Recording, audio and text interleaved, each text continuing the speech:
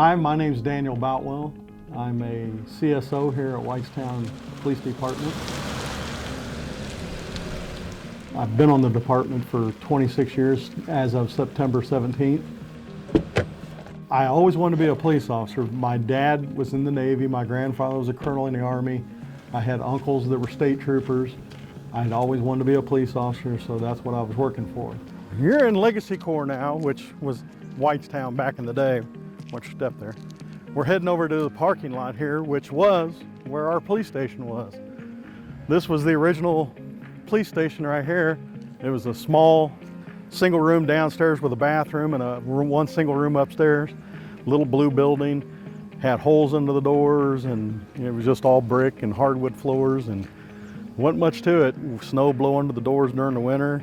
You had very limited heat, very limited air conditioning, but it's where we started.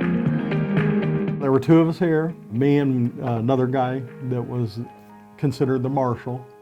He was here about 6 months before I got here.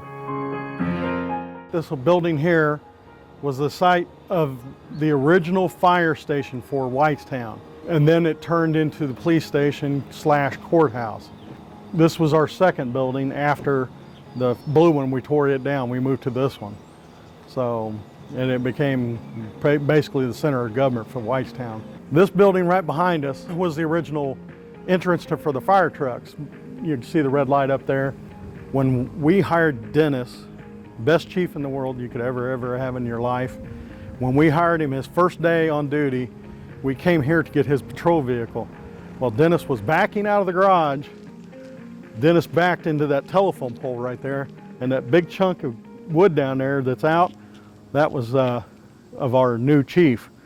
That was his welcoming to Whitestown. It was kind of funny. I was on the department approximately 21 or 22 years before I became ill. I got a disease called Guillain-Barré syndrome. And what it is your body gets an infection in it, and your body attacks that infection, so you're paralyzed, 100% paralyzed. According to the doctor, I should have never lived.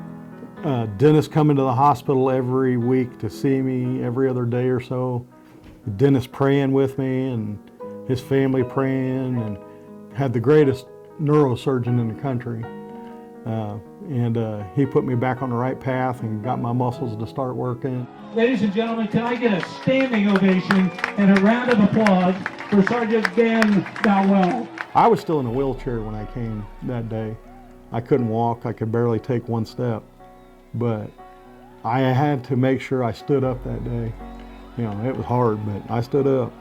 And they gave me the street plaque with my name on it, Boutwell Drive, and they rededicated an entire street that runs in front of the town hall to my last name. And it was pretty important to me. It was pretty nice. They didn't have to do it. Sergeant Boutwell, this vehicle was designed to commemorate not only your courageous fight, but for those who have given the ultimate sacrifice during their law enforcement duties. When I came back, Dennis and them had a new vehicle for me. It was the thin blue line vehicle, and that day I cried like a baby. I did.